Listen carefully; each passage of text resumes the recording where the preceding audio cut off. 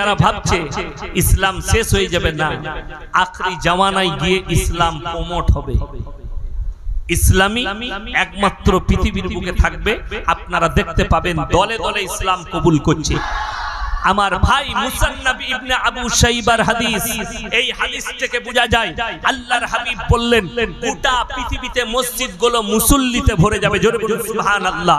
কিন্তু দুঃখের কথা নবীজি বললেন পরের ওয়ার্ডটা যে শোনো, সেই মুসল্লিরা হবে সুদখোর মুসল্লি, সেই মুসল্লিরা হবে বদদিন মুসল্লি, তাদের কাছে ঈমান থাকবে না, তারা খালি লক্ষ্য রাখবে মাথা ঠুকবো, বড় বড় অট্টালিকা বাড়ি বানাবে, বড় বড় তারা শপিং মল তৈরি করবে, ইমানদার খুঁজে পাওয়া মুশকিল হবে।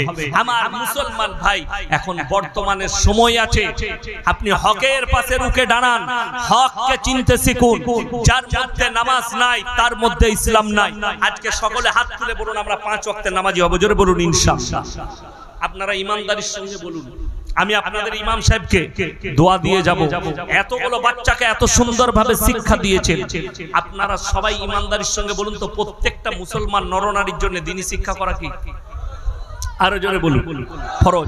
আমি চ্যালেঞ্জ ছুড়ে বললাম, হাওড়া জেলায় যদি সমীক্ষা করা হয়, পুরো হাওড়া জেলায় 100টার মধ্যে 80টা মুসলমানের কাছে দ্বীনি, ঠিক বললাম না ভুল বললাম? 100টার মধ্যে 80টা কেন নেই?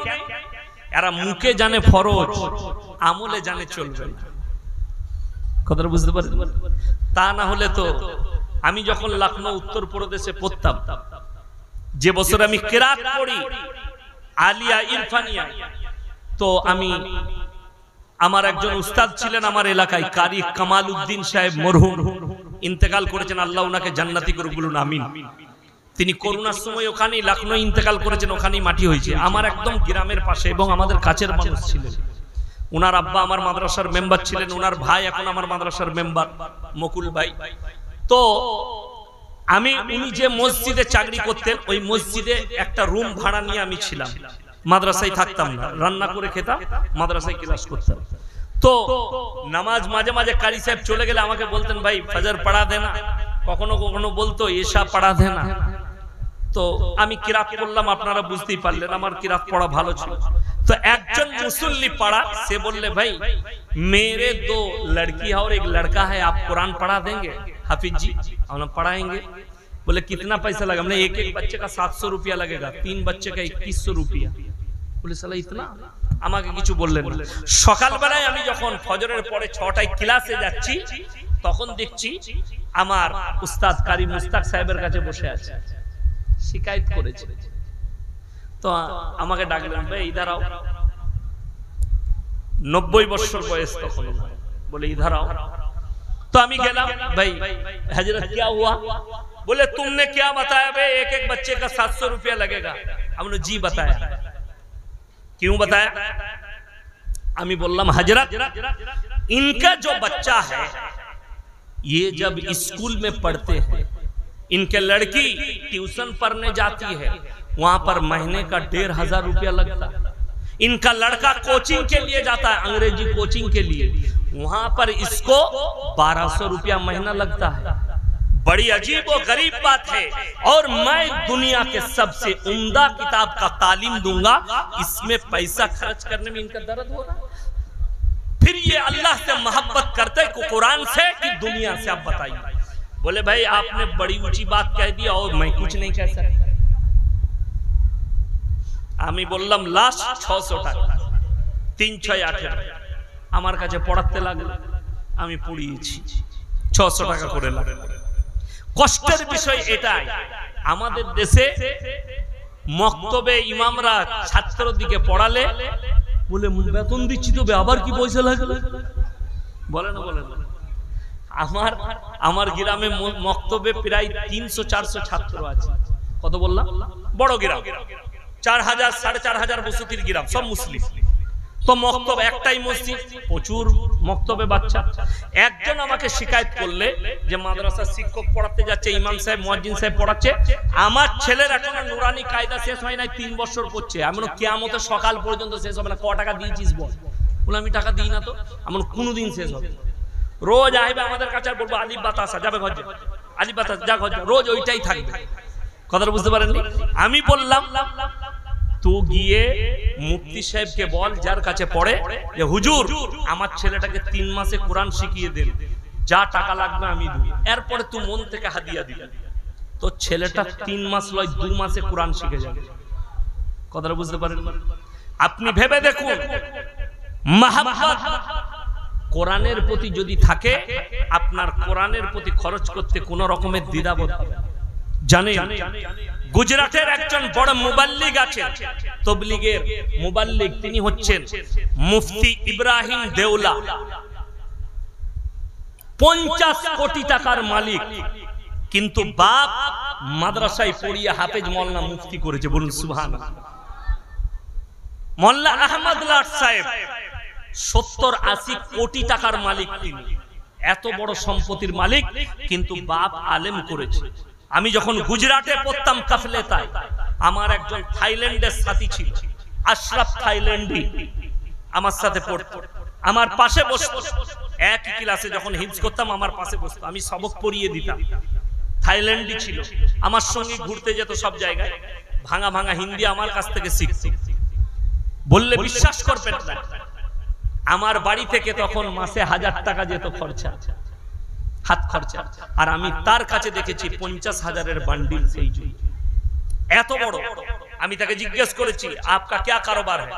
बोले हमारा गाड़ी का शोरूम है थाईलैंड में, मेरे बाप का कपड़ा का कारोबार है, অনেক কিছু কারবার, কোটিপতি ছেলে। স্পেশাল রুমেতে এসি লাগিয়েছে নিজস্ব কিনে। তখনকার যুগে মোবাইল, তখন আমি মোবাইল চিনতাম না, বড় লম্বা কালো পাড়া মোবাইল তাদের কাছেই থাকতো, আমি তার মোবাইল থেকে বাড়িতে ফোন করতাম। বড় কষ্টের বিষয়, তাদের কাছে মাল আর দৌলত একদিকে, সর্বপ্রথম তারা ছেলেদিকে শিক্ষা দিয়েছে কোরআনের শিক্ষা, কোরআনের তালিম। আমার ভাই শুনেলেন, তসলিমা নাসরিন কোন অমুসলিম ঘরের মেয়ে নয়, সে মুসলমান ঘরের মেয়ে। তার মা বাবা তাকে দ্বীনি তালিম না দেওয়ার কারণে, দ্বীনি শিক্ষা না দেওয়ার কারণে আজকে রাসূলের দুশমন। জাস্টিস ইনায়েতুল্লাহ কোন হিন্দু ঘরের ছেলে নয়, মুসলমান ঘরে জন্ম নিয়েছে। তার মা বাপ তাকে নাস্তিকের কোলে লালিত পালিত করেছে, তাকে কোরআনের তালিম না দেওয়ার কারণে, দ্বীনি শিক্ষা না দেওয়ার কারণে আজকে রাসূলের দুশমন। এই নাজিয়া ইলাহি খান, কলকাতার মেয়েটা, উকিলটা, যে প্রতিনিয়ত ইসলামের বিরুদ্ধে কথা বলছে, এই মেয়েটা দেহ ব্যবসায়ী হতো না, এই মেয়েটা নিজের দেহকে বিক্রি করতো না নেতাদের কাছে দিয়ে, ইসলামের বিরুদ্ধে কথা বলতো না। এর মা বাপ একে দ্বীনি শিক্ষা দেয়নি, এর কাছে ইলম দেয়নি, একে পর্দা শিক্ষা দেয়নি, যার কারণে এই নিজের শরীরকে বিলীন করে দিয়েছে আর প্রতিনিয়ত রাসূলের বিরুদ্ধে কথা বলছে। এরা সব মুসলমান ঘরে জন্ম নিয়েছে। আমার ভাই, আমি বলে যাব, আপনার সন্তানকে দ্বীনি শিক্ষা দেন, মক্তবে পাঠান, কোরআনের শিক্ষা দেন, আপনার সন্তান মৃত্যুর আগে পর্যন্ত ঈমান হারা হবে না। জোরে বলুন সুবহানাল্লাহ। আপনি পাঠান মক্তবে। যারা আমার যুবক ভাই আছেন, বয়স্ক ভাই আছেন, কোরআন জানেন, আমার মসজিদে চালু আছে, আপনাদের এখানে কি আছে জানি না, এশার পরে বয়স্ক মানুষদের মক্তব চালু আছে, আলাদা বেতন দেওয়া হয় তাদেরকে। কেন? তারা যারা কোরআন জানেন না, জিনারা, তেনারা এসেও কোরআন শিখেলে, এক একটা হরফ যদি কোরআন কেউ পাঠ করে, না বুঝে পড়লেও এক একটা হরফে নেকি পাবে। জোরে বলুন সুবহানাল্লাহ। হাদিস শুনেলে যারা থেকে থেকে পড়বে, আল হাম হাম হাম দু দু লিল্লাহি লিল্লাহি আলহামদুলিল্লাহি রব্বিল রব্বিল রব্বিল আলামিন, তারা ডবল নেকি পাবে। জোরে বলুন সুবহানাল্লাহ। এটা হাদিস, তারা ডবল নেকি পাবে। আপনি কেন ভয় খাচ্ছেন? আপনি কোরআন শিক্ষা করুন, কোরআন অর্জন করুন। আল্লাহর কসম করে বলছি, যে বাড়িতে নামাজ নেই, যে বাড়িতে কোরআনের তেলাওয়াত নেই, যে বাড়িতে রাসূলের আখলাক নেই, যে বাড়িতে পর্দা পুশিদা নেই, সেই বাড়িতে কখনো মালে বরকত হতেই পারে না। আপনাকে তার দলিল দিয়ে যাচ্ছে। ইমাম সাহেবের বেতন কত আপনার? 5000, 5000, 4000, যাই হোক। আচ্ছা, ইমানদারির সঙ্গে বলবেন, এই ইমাম সাহেবের বেতন 5000। শুনেছেন ইমাম সাহেবের বউ রাস্তায় বেরিয়ে বন্ধন লোন, গ্রুপ লোন করছে? কথা বলে না? না। আপনাদেরকে হাদিস শোনাবো। আমার নবী, বিশ্ব নবীর হাদিস। হে আমার নবী, নবীজি বললেন, হ্যাঁ আমার সাহাবীরা শোনো, যারা আল্লাহর রাস্তায় দিনের পথে থাকবে মৃত্যুকাল পর্যন্ত আল্লাহ তাদেরকে ইজ্জতের রুজি দান করবেন। জোরে বলুন সুবহানাল্লাহ। টোটো চালিয়ে জড়ির কাজ করে মাসে 20,000 টাকা রোজগার করে, কিন্তু বরকত হচ্ছে না। বউকে বলছে বন্ধন লোন নিয়ে আয়, গ্রুপ লোন নিয়ে আয়। আপনাকে ভাবতে হবে 5,000-এ যদি ইমামের বরকত হয় তাহলে জানতে হবে কমি তোমার কোথাও আছে, হয় নামাজে, রোজাতে, দিনদারিতে, পরেজগারিতে, তাকওয়ায়। কোন জায়গায় কমি থাকার কারণে তুমি 15,000, 20,000, 10,000-এও বরকত পাচ্ছ না, অথচ ইমামের 5,000-এ সংসার চলে যাচ্ছে। ইমামের বিবিকে রাস্তায় বের হতে হয়নি। আরে বেঈমান কাফেরদের চক্রান্ত। আপনারা কি মনে করছেন যে কোম্পানি সুদ দিচ্ছে, যে ব্যাংকওয়ালা সুদ দিচ্ছে সে একা পাপী? না, যে দেনেওয়ালা লেনেওয়ালা উভয়ে সমান পাপের অধিকার হবে। আপনি কেন নিজের স্ত্রীকে পর্দায় রাখতে পারেন? আপনি বরকত। আপনি কি মনে করেছেন আম্বানি যদি এত বড় লোক হয় তাহলে মনে হয় নিশ্চয়ই সোনার মুরগি খায়? খায় সোনার মুরগি? সোনার মুরগি খাওয়া যাবে? যদিও খেতে যায় মালটা মারা যাবে তখন, গলায় আটকে। আচ্ছা, সোনার মুরগি যদি সারাদিন রান্না করে মালটা গলবে? বড় কষ্ট লাগে। আপনি ভাবছেন সোনার মুরগি হয়তো ওরা খায়, আরে আপনি যা খান ওরাও তাই খায়। কথাটা বুঝতে পেরেছেন?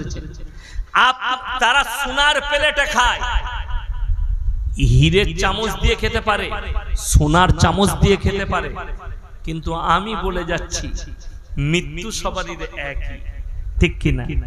ভেতরে গিয়ে ওরা যদি সোনার চামচ দিয়ে খায়, আচ্ছা পায়খানা করলে মনে হয় সোনা হবে নাকি? এইটাই তো বুঝতে হবে। আপনি হাত দিয়ে খেয়েছেন, পায়খানায় বসলে পায়খানা বেরোবে। ও সোনার চামচ দিয়ে খেয়েছে, পায়খানায় বেরোলে পায়খানা বেরোবে। সোনা বেরোবে না, খাবার একই, মাল ট্যাঙ্কিতে গেলে পায়খানা হয়ে বেরোবে। কষ্টটা ওই জায়গায় যে আপনি রুজির মালিক আল্লাহ, এটা বিশ্বাস করতে পারেন। আপনি চাইবেন রুজি, পাবেন না। আপনার বাড়িতে মুরগা মুসাল্লাম রান্না হবে, আপনি ভাববেন খাবো, আমার আল্লাহ যদি রুজি না মাপে আপনি খেতে পাবেন না। আপনার মৃত্যুর ঘন্টা বেজে যাবে। তার দলিল শুনেলেন,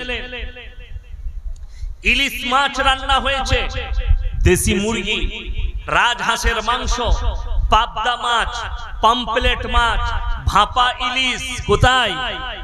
হাসিনার বাড়িতে। মিলিটারিরা অর্ডার দিলে 45 মিনিটের ভেতরে দেশ ছেড়ে পালা। তাকে দেশ ছেড়ে খানা রান্না ভাত খেতে দেয়নি, তার নাম আল্লাহ। জোরে বলুন সুবহানাল্লাহ। আপনাকে বিশ্বাস করতে হবে রুজির মালিক আল্লাহ। যে নিজের বাড়িতে রান্না ভাত খেতে পারে না, তাকে দেশ ছেড়ে পালাতে হয়, তার থেকে বড় রব কে আছে? এরপর এইটাই আপনাকে বিশ্বাস রাখতে হবে। আপনি না চাইলেও ভালো মন্দ রুজি আপনার থালাতে এসে পৌঁছাবে। হালাল খাবারের বরকত বলে দিই। মার কাছে গিয়েছেন না জানেন? গেছেন? যারা জানেন তারা একবার যাবেন, দেখবেন জামাতে গেলে ডাল আলু রান্না হয়, হয় না? হয় না? তো আপনি যদি খান চাই খান, তা মনে মনে হবে আমার বউ তো এত ভালো রাঁধতে পারে না, কি করে রাঁধলে? বলে না? বলেন। আপনি মাদ্রাসায়, আমাদের মাদ্রাসায় পুঁই শাক আলু ডাল হয়েছে, তো গ্রামের একজন ধনী ব্যক্তি, বড় লোক, আমি বললাম ভাই 1 কাপ খেয়ে দেখুন। না না খাবো না। আমি খান। 1 কাপ খেয়ে দিয়ে বলছে ভাই এত মজা।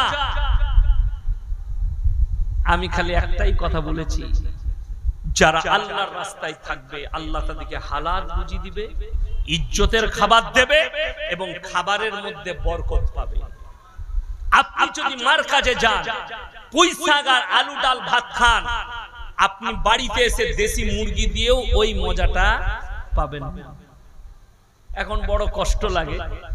অনেকজন বলছে, আমাকে একজন প্রশ্ন করেছিল আমাদের বর্ধমান জেলায় মেমারিতে, কাগজে লিখে যে হুজুর আল্লাহর হাবিব সাল্লাল্লাহু আলাইহি সাল্লাম তো বেঈমান কাফেরকে দাওয়াত দিয়েছিল, এটা কিন্তু সত্য? সত্য না সত্য নয়? কথা বলেন। নবীজি কিন্তু মুসলমানকে দাওয়াত দেয়নি। তার একটা হিস্ট্রি শোনাচ্ছি। আজকে কেন মুসলমানের দরজায় গিয়ে বলতে হচ্ছে নামাজ পড়ো, আর কেন প্রয়োজন আছে এটাও আজকে বুঝিয়ে দিয়ে যাচ্ছে। আমার গ্রামে আমি যখন মাদ্রাসা থেকে বাড়ি যাই, ওখানে 35 থেকে 40 ঘর দাস আছে। কি বললাম? দাস। দাস মানে অন্য জাতি। তো তাদের একটা ছেলে প্রত্যেকদিন মদ খেয়ে রাতের বেলায় গালি গোলজ মাতলামি করে, বাড়িতে অশান্তি করে। তো আমি বাজারে একদিন তাকে পেলাম, শোন এখানে, তুই এই যে রাতের বেলায় মাতলামি করিস কত ক্ষতি জানিস মদ খেলে? বলে কি? আমি বললাম তোর পয়সার ক্ষতি, অর্থের ক্ষতি, তোর ক্যারেক্টারের ক্ষতি, তোর পারিবারিক ক্ষতি, তোর সামাজিক ক্ষতি, তোর শারীরিক ক্ষতি। সে কি উত্তর দিল জানেন? ভাই তুমি আমাকে মানা করছো, তোমার অমুক মুসলমান ভাই তার পয়সা দিয়ে মদ কিনে আমাকে পান করা, তোমার অমুক মুসলমান ভাই বাড়ি থেকে মুরগির মাংস কষে এনে আমাকে মদ খাওয়ায়। আপনি বলুন তাকে দাওয়াতটা দেবো না আমার মুসলমান ভাইকে আগে দেব? কথাটা বলেন। এই মুসলমানকে দিতে হবে যে হাই রে মুসলমান। কোন মুসলমান জানে না মদ হারাম? কথা বলেন, সবাই জানে না? জানে না। তারপরেও যদি মদ খায় তাকে বলবে কে? তাকে বলবে কে? আমার গ্রামে আসুন, আমি ছোটবেলায় যাদিকে বাগদি পাড়ায় মদের ফাঁটিতে বোতল নিয়ে সারাদিন মদ খেতে দেখেছি, আল্লাহর কৃপায় দাওয়াতের মেহনতে সেই মানুষগুলো আজকে ফাঁস কাতারে তসবিহওয়ালা তাহাজ্জুদ গুজার। আপনি অবাক হবেন, তাদেরকে দেখলে চোখের পানি বেরোয়। মাঝে মাঝে আব্বা জানের কাছে এসে বসে, সাল চিল্লার সাথী জীবন তাদের পরিবর্তন হয়ে গেছে, তাদের হিস্ট্রি। এলাকার লোক ভয় খেত সেই টিমটাকে। আমার গ্রামে আপনি বর্ধমান জেলায় গিয়ে খালি আমার পুরসার যদি নাম করেন, আজ থেকে 30 বছর 40 বছর আগে রাতের বেলায় গাড়ি পার হতে ভয় খেত আমার পুরসার উপর দিয়ে। আজকে আল্লাহর কৃপায় জানেন গাড়ি পাল্টি হলে 30 বছর আগে সেই গাড়ির একটা পার্টসও খুঁজে পাওয়া যেত না। আজকে যদি কোনো গাড়ি পাল্টি হয় তা জানবে, সে মনে মনে করবে আমার সমস্ত মালের হেফাজত হয়ে গেল, এখানে কোনো অসুবিধা নেই।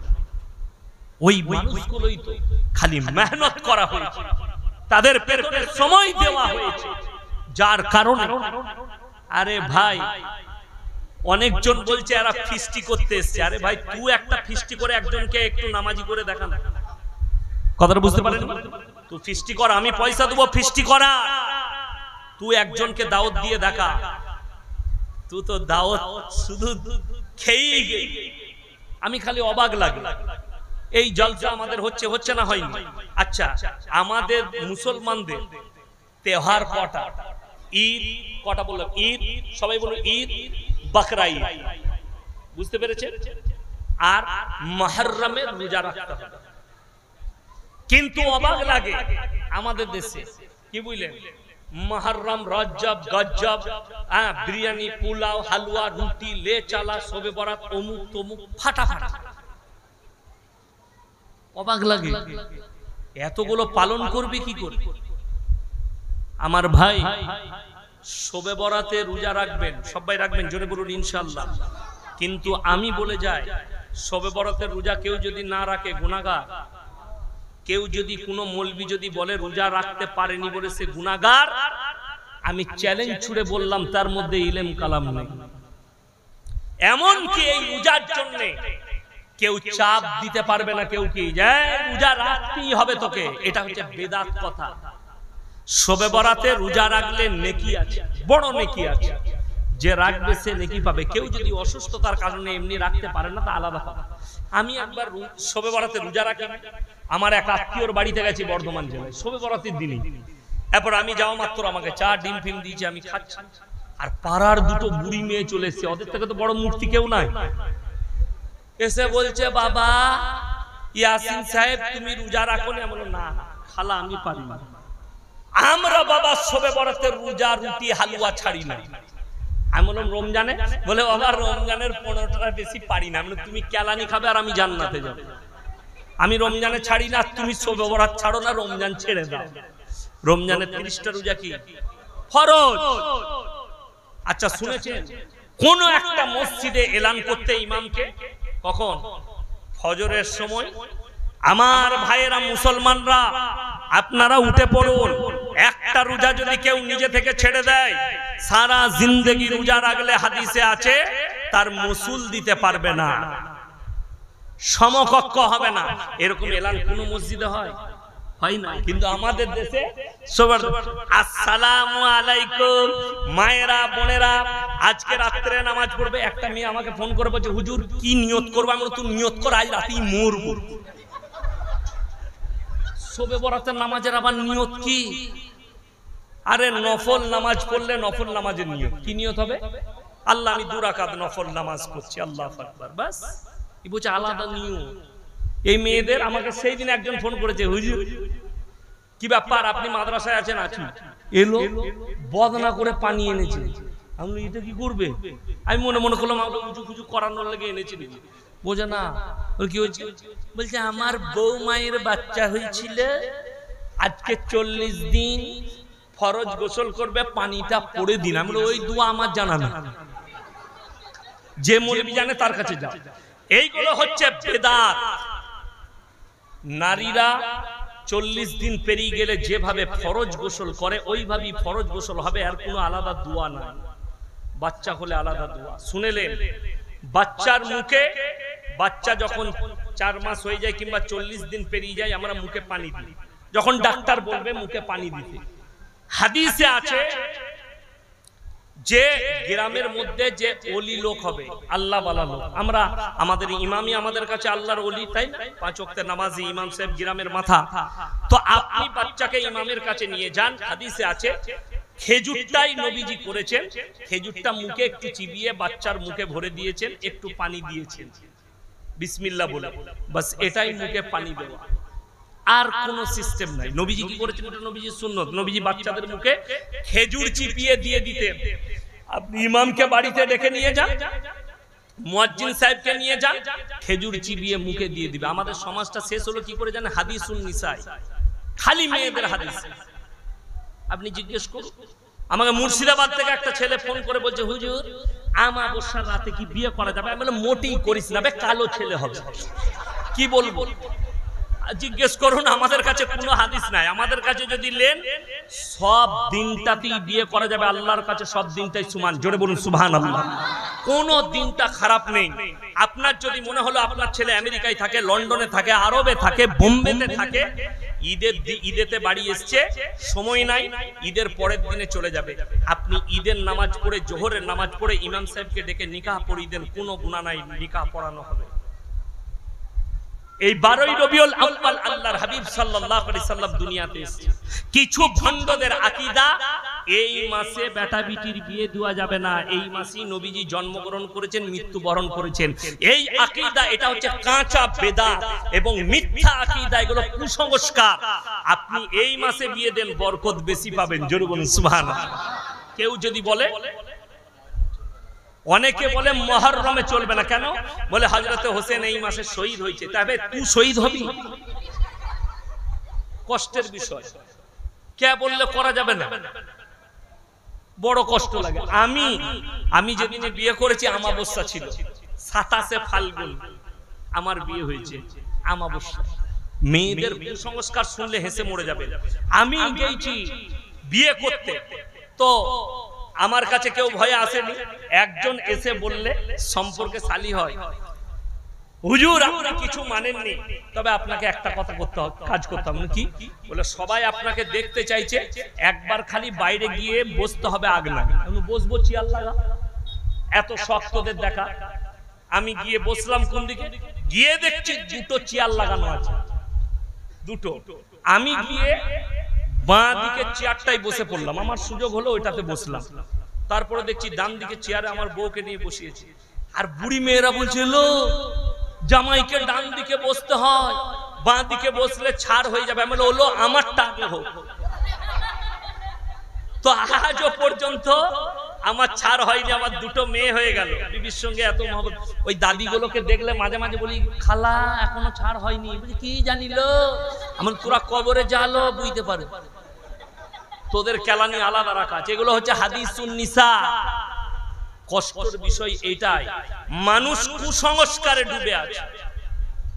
মেয়েদের পেটে বাচ্চা থাকলে, সূর্য গ্রহণ হলে বলছে কোনো কাজ করতে নাই, এটা কাঁচা শিরকের কাজ, শিরকি।